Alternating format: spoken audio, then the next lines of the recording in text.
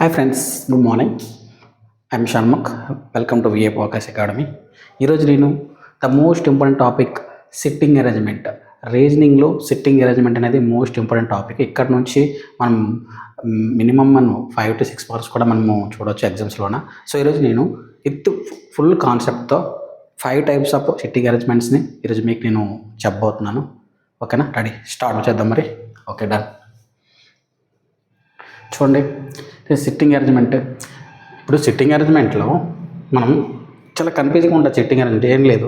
Suppose ఒక person ఉన్నాడు, ఆయనకి సెకండ్ లెఫ్ట్లో ఒక పర్సన్ కూర్చున్నాడు, ఆ సెకండ్ లెఫ్ట్ పర్సన్ ఇంకో పర్సన్ కూర్చున్నాడు. అప్పుడు ఈ ఫస్ట్ పర్సన్కి ఆ థర్డ్ పర్సన్ ఏమవుతాడు ఇట్లా అడుగుతూ ఉంటాడు అనమాట. సో ఇది కొంచెం కన్ఫ్యూజింగ్గా ఉంటుంది. సో ఈరోజు నేను ఆ కాన్సెప్ట్ అనేది నేర్పిస్తాను. అంతేపాటు ఇటు 5 types ఆఫ్ క్వశ్చన్స్ అనేవి ఈరోజు సాల్వ్ చేస్తాను. ఓకేనా? చూడండి,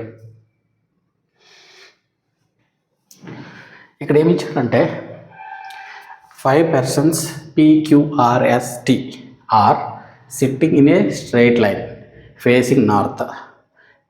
Q sits immediately left of the S. Only 3 persons sit between R and T. T sits immediately left of T. Who is sitting in the middle of the row? అంటే ఇక్కడ 5 persons అయితే ఉన్నారు. వాళ్ళంట ఒక రోలో కూర్చున్నారంట. Okay, వాళ్ళు ఒక రోలో కూర్చున్నారు. 5 persons కాబట్టి 5 seats వేద్దాం ఇక్కడ. ఓకే, 5 members ఆ రోలో కూర్చున్నారు. ఎవరు ఎక్కడ కూర్చున్నారో మనకు తెలియదు. మనము ఈ క్వశ్చన్ పట్టించి బేస్ చేసి మనము వాళ్ళ ఒక్క పొజిషన్ని మనం ఇక్కడ ఫిల్ చేయాలి. ఓకేనా? ఓకే, ఇక్కడ ఏమి ఇచ్చాడు? Are sitting in a straight line facing north. అంటే ఫేసింగ్ నార్త్ అంటే ఎటు? చూడండి, మీకు డైరెక్షన్ తెలుసుంటా లేదా? ఇది నార్త్ కదా, ఇది సౌత్, ఇది వెస్ట్, ఇది ఈస్ట్.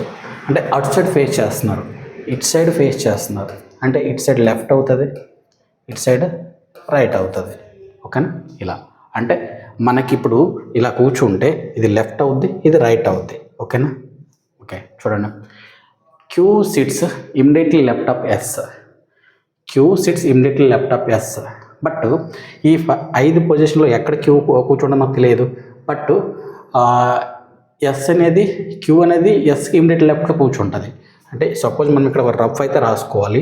ఎప్పుడైతే మనకు డైరెక్ట్ ఇన్ఫర్మేషన్ తెలియదు, మనం డైరెక్ట్గా ఇక్కడ మన వాళ్ళకి ఫిల్ చేయలేము, అంటే కూర్చుని పెట్టలేము. అప్పుడు మనం అది ఒక సైడ్ రఫ్లో రాసుకోవాలి. Q sits immediately left of S. అంటే ఎస్ ఇక్కడ ఉంది కదా, ఇమ్మీడియట్లీ లెఫ్ట్ అంటే ఇటు రాసుకోవాలి. ఇమ్మీడియట్లీ లెఫ్ట్, ఎస్కి ఇమ్మీడియట్లీ లెఫ్ట్లో Q. Only 3 persons sit between R and T అంట. దీని గురించి తెలియదు, ఎక్కడ ఉంటారు? అఫ్కోర్స్ ఇక్కడ ఉండొచ్చు కదా. అంటే ఇక్కడ 3 persons ఉన్నారంటే ఖచ్చితంగా ఆర్ ఎక్కడైనా ఉండొచ్చు, ఎక్కడైనా ఉండొచ్చు. లేకపోతే ఇక్కడ ఆర్ ఉండొచ్చు, ఇక్కడ టీ ఉండొచ్చు. మనం ఏం చెప్పలేం. కాబట్టి మనం ఏం చేయాలంటే ఇంకో పాసిబిలిటీ తీసుకుందామా? ఓకేనా? 1 2 3 4 5 ఇక్కడ పాసిబిలిటీ. ఓకే, ఇప్పుడు మనం ఫిల్ చేయాలి కదా. చూడండి, only 3 persons sit between R and T అన్నారు. ఆర్ ఎక్కడ రావచ్చు, టీ ఇక్కడ ఉండొచ్చు, లేదా టీ ఇక్కడ రావచ్చు, ఆర్ ఇక్కడ రావచ్చు కదా. చూడండి ఇలా.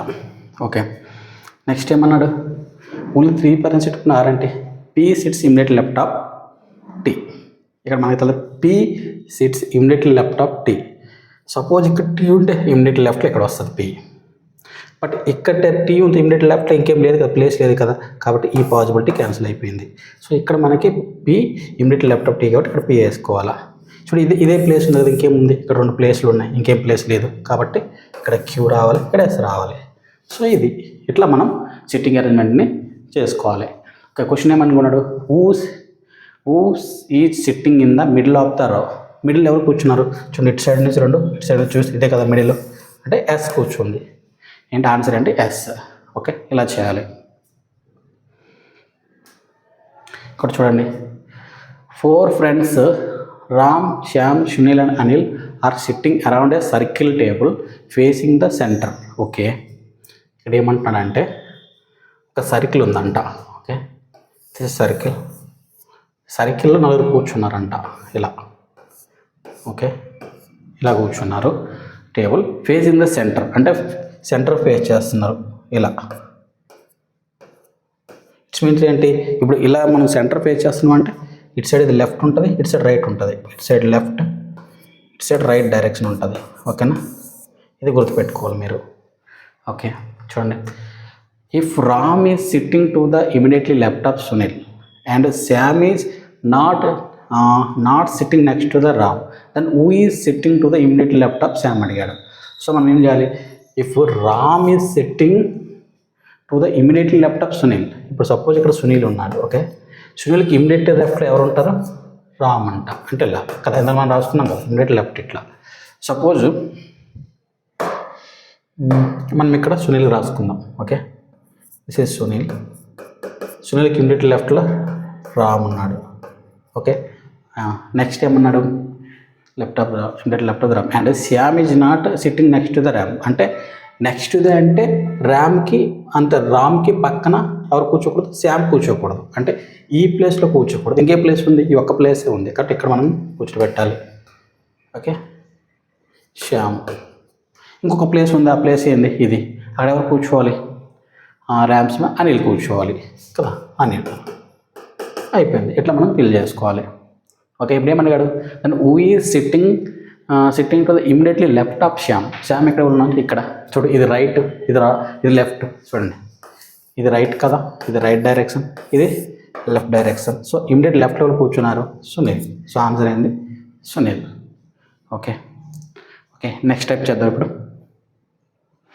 చూడండి, APRX XS and Z are sitting in a row. Okay, ఇట్లా ఒక రోలో కూర్చున్నారు. ఎంతమంది, 1 2 3 4 5 6 మెంబర్స్. 1 2 3 4 5 6 మెంబర్స్ కూర్చున్నారు.